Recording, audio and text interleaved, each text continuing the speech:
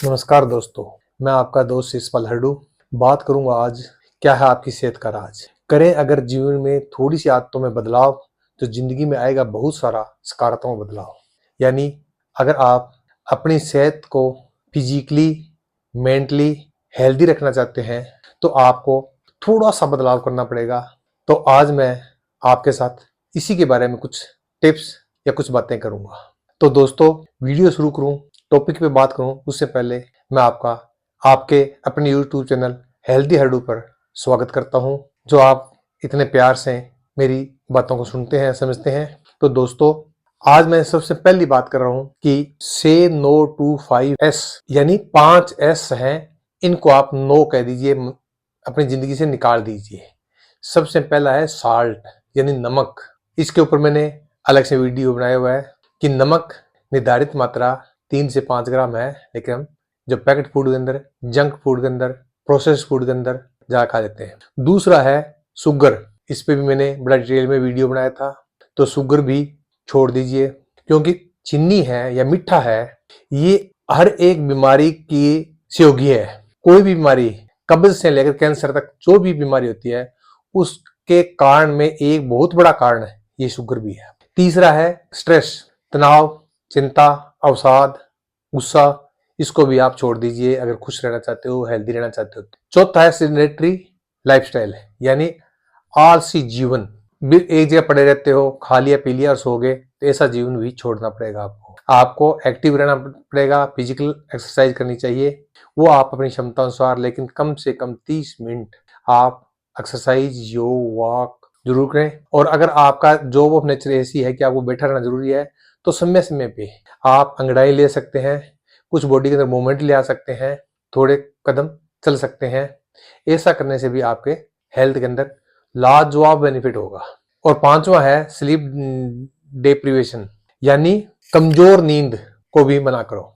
आप स्वस्थ रहना चाहते हैं तो आपको क्वालिटी वाइज और क्वांटिटी वाइज, यानी 7 से 8 घंटे नींद और एक अच्छी नींद, गहरी नींद लेनी होगी।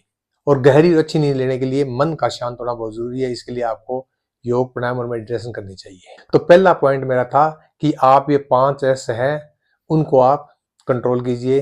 दूसरा पॉइंट है कि आपकी रसोई के अंदर जो मसालादानी है उसको समृद्ध बनाइए, रिच बनाइए। हम क्या करते हैं, मसालादानी को मसालादानी ही मानते हैं, जबकि वो आपके घर का औषधालय है। आपकी मसालादानी के अंदर नमक, मिर्च, हल्दी, जीरा और धनिया, ये 5 तो हर एक घरों में होते हैं, लेकिन इन पांचों के साथ साथ अन्य जो मसाले हैं, ये मसाले नहीं, औषधि हैं, जैसे दालचीनी है, अदरक है, लौंग है, इलायची है, तेज पत्ता है, हींग है, इत्यादि जो आपके मसाले हैं, उनको अधिक से अधिक उन मसालों को शामिल कीजिए। दूसरा, इन मसालों का कुछ कॉम्बिनेशन भी होता है, जैसे हल्दी, आपकी हल्दी के अंदर क्यूमिन होता है, जो आपके बॉडी के अंदर अब्जॉर्ब होने के लिए 2 कंपोनेंट जरूरी है, एक तो फैट और दूसरा काली मिर्च। हल्दी को अगर फैट नहीं मिलेगा तो आपके शरीर के अंदर उसका क्यूमिन अब्जॉर्ब नहीं होगा। दूसरा, जब काली मिर्च मिलेगी तो उसकी अब्जॉर्ब होने की प्रोग्रेस है वो डबल हो जाती है। इसलिए फैट भी शामिल करें और काली मिर्च को भी शामिल करें। इसी तरीके से अदरक है, अदरक आपके शरीर के अंदर कहीं भी सूजन है तो उसको, कहीं पे ब्लॉकेज है तो उनको, कहीं भी दर्द है तो उनको दूर करने के बहुत ही कारगर है। तो इसलिए ये मसालादानी को मसालादानी ना मानकर औषधालय माने और उनको रिच की बनाइए, यानी वैरायटी बढ़ाइए इसके अंदर। तीसरी बात कर रहा हूं मैं कि खाने के अंदर आप वैरायटी लाइए। आप एक सप्ताह के अंदर जो 14 वक्त आप खाना खाते हैं, उन 14 वक्त के अंदर कम से कम 30 तरह का अनाज, सब्जी, दाल, फल इत्यादि शामिल करें। अब आप कहोगे 30 तरह कैसे करें? तो दोस्तों, जैसे आटा है आपका, आटा आप गेहूं का खाएं, ज्वार का खाएं, बाजरे का खाएं, मक्की का खाएं, चावल खाएं, चना खाएं, तो कोई भी आटा खाएं। आटा खाना आपने, तो आप आटे का, जैसे आप एक दिन चना खा लिया, एक दिन ज्वार खा लिया, एक दिन जौ खा लिया, इस तरह से वैरायटी ला सकते हैं। इसी तरीके से दाल है, तो दाल के अंदर भी कितनी वैरायटी है, चना है, मूंग है, मसूर है, मोठ है, राजमा है, लोबिया है, सोयाबीन है, इत्यादि काफी तरह की दाल है, तो उन दालों को प्रयोग कर सकते हैं। सब्जियां हैं, सब्जियों के अंदर कंद वाली सब्जियां, जैसे आलू है, शकरकंद है, मूली है, गाजर है, ये ले सकते हो आप। फलियों वाली जैसे लोबिया है, चौलाई है, मटर है इत्यादि, पत्ते वाली सब्जियां या हरी सब्जियां। इसी तरीके से फ्रूट हैं, फ्रूट, खट्टे फ्रूट, मीठे फ्रूट, स्वाद अनुसार, रंग अनुसार अलग अलग तरह के फ्रूट्स आप शामिल कर सकते हो। तो आप अपनी जो थाली है वो थाली को रंग बिरंगी बनाइए, थाली को रेनबो, मैं ये कहता हूँ कि थाली रेनबो की तरह से होनी चाहिए।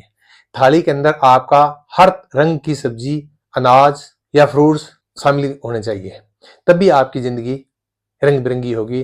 अगर आप एक ही तरह का अनाज खाते रहेंगे, एक ही तरह की सब्जी या एक ही तरह का खाते रहेंगे, तो आपको सारे न्यूट्रिएंट्स नहीं मिलेंगे और आपकी हेल्थ प्रॉपर नहीं रह पाएगी। अगली है कि आप बाजार से पैक्ड बोतलबंद कोई भी तेल ना खाएं, क्योंकि उसके अंदर प्रिजर्वेटिव के साथ साथ पाम ऑयल या अन्य कोई चीज मिलावट होगी। इसी के साथ रिफाइंड और वेजिटेबल ऑयल है, ये भी ना खाएं। ये सारे सारे आपको बीमार करने वाले तेल हैं।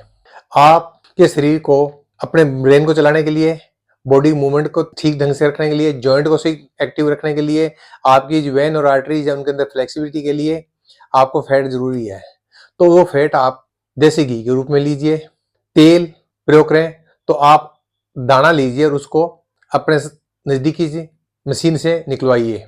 जैसे अपना राजस्थान, हरियाणा, पंजाब है, इस एरिया के अंदर की बात करूं तो आप गर्मियों के अंदर सरसों का तेल और सर्दियों के अंदर तिल का तेल प्रयोग कर सकते हैं। और मेरी तो व्यक्तिगत राय है कि सप्ताह में कम से कम 2 दिन तेल का प्रयोग जरूर करें, परंतु बाजारी तेल है ये नहीं।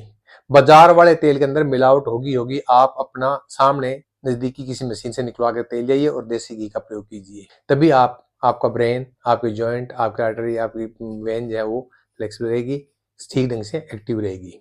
अगला पॉइंट है मेरा 5वां कि बाजार के अंदर बिकने वाले मल्टीविटामिन और सप्लीमेंट है उनको ना कह दें। ये सारे मल्टीविटामिन और सप्लीमेंट आ रहे हैं, ये किस तरीके बने हुए हैं इनका आपको पता नहीं है, कितनी मात्रा में आपको पता नहीं है। दूसरा, वो किस क्वालिटी के हैं ये भी आपको पता नहीं है। इसकी बजाय आप अपने खाने के अंदर अलग अलग तरह के ड्राई फ्रूट्स जैसे बादाम है, अखरोट है, अंजीर है, किशमिश है, काजू है, सीड की बात करें तो पंपकिन सीड है, अलसी के सीड है जो फ्लैक्स सीड बोलते हैं, या चिया सीड है, मखाने हैं, खसखस हैं इत्यादि, जो आपके जो ड्राई फ्रूट्स और सीड्स मिल रहे हैं, मेवे जिनको बोलते हैं, उनका प्रयोग करें। गर्मियां हैं, इनको भिगोकर सीमित मात्रा में प्रयोग कीजिए। सर्दियां हैं तो भी आप इनको सीमित मात्रा में प्रयोग करें। अलग अलग तरह के ड्राई फ्रूट्स हैं और सीड्स हैं वो खाएं, तो आपके जो शरीर के न्यूट्रिएंट्स और विटामिन पूरे हो जाएंगे। उसके साथ साथ एक चीज और, आपने मोरिंगा का, सहजन का नाम सुना होगा।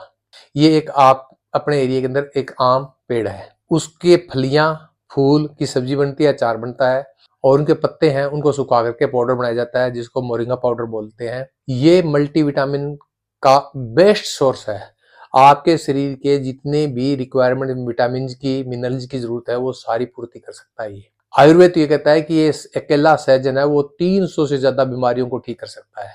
इसलिए आप मोरिंगा पाउडर भी प्रयोग करके जो मल्टीविटामिन और सप्लीमेंट्स हैं उनकी पूर्ति कर सकते हो। और आपको चंबा होगा, अखाड़े के अंदर जो कुश्ती खेलते हैं बच्चे वो इसका प्रयोग खूब कर रहे हैं। छठा है कि आप अपनी दिनचर्या में चाय को बाहर करें। चाय है वो आपकी, क्योंकि आपको लाइफस्टाइल और खान पान ऐसा हो गया है, इसके अंदर वैसे ही पाचन क्रिया में दिक्कत आती है और चाय है वो एसिडिक होती है, चाय कॉफी, तो इसको ना करें। फिर भी अगर कोई कहता है नहीं मैं तो पीऊंगा, तो उस चाय के अंदर आप कुछ मसाले, कुछ औषधि हैं वो उसके अंदर जरूर शामिल कर ले, जिससे तुलसी है, मुलट्ठी है, अदरक है, लेमन ग्रास है, अर्जुन की छाल है, दालचीनी है, इलायची है, लौंग है, इनको इसमें शामिल कर लें। इनको पीस करके पाउडर बना लें और चाय के अंदर मिला लें। जब ये आप चाय के साथ मिलाएंगे तो जितना चाय का नुकसान होगा उतना ये औषधि आपको फायदा कर देगी। इसलिए पहली बात तो आप चाय पिए ना, और पिए तो इनके अंदर ये मसाला मिला करके चाय पिए। और सातवीं बात और अंतिम बात, अंतिम तो नहीं कह सकता, लेकिन सातवीं बात है कि आप रोजाना कम से कम 30 मिनट, फिर दोबारा कह रहा हूं 30 मिनट कम से कम रोजाना एक्सरसाइज, वॉक, योग, प्राणायाम आपकी क्षमता, समर्थता अनुसार जरूर करें। और कभी भी लगातार एक ही स्थान पर एक ही पोस्चर में लंबे समय तक ना बैठें। अगर आपका नेचर ऑफ जॉब ऐसी है कि बैठा रहना जरूरी है तो समय समय पे आप अंगड़ाई लेते रहें, कुछ कदम चल लें, अपने शरीर को हिला लें, एक्टिव रखें और रोजाना कम से कम 3 से 4 लीटर पानी यानी 8 से 10 गिलास पानी जरूर पिएं। शरीर को हाइड्रेट रखें, डिहाइड्रेट मत होने दें। अगर ये छोटे छोटे बदलाव आप कर लेंगे तो मैं कहता हूँ आपको कोई बीमारी लग ही नहीं सकती। और अगर कोई बीमारी है, लगी हुई है, कोई प्रॉब्लम आपको, तो वो भी धीरे धीरे ठीक हो जाएगी और आप लंबे समय तक स्वस्थ रहेंगे, तंदुरुस्त रहेंगे और 90 साल तक, 100 साल तक भी जी सकते हैं। तो दोस्तों, स्वास्थ्य है ये हमारे लाइफस्टाइल पे, हमारे खान पान पे और हमारे जो सोचने की शक्ति है इसके ऊपर निर्भर करता है। तो आप सकारात्मक रह करके अच्छा खान पान करें, वैरायटी लें, एक्टिव रहें और ब्रेन को ठंडा रखें, शांत रखें। तो दोस्तों, आज बस इतना ही। मैं उम्मीद करता हूँ कि आपको मेरा ये वीडियो पसंद आया होगा। अगर पसंद आए तो लाइक करें, शेयर अपने दोस्तों के पास शेयर भी करें और सब्सक्राइब करें और मुझे मैसेज करके बताएं कि आपको क्या बात अच्छी लगी और भविष्य में आप किस विषय पे बात करना चाहते हैं। मैं कोशिश करूंगा कि उस विषय पे आपसे बात करूं। तो फिर मिलते हैं। सभी खुश रहें, स्वस्थ रहें। नमस्कार।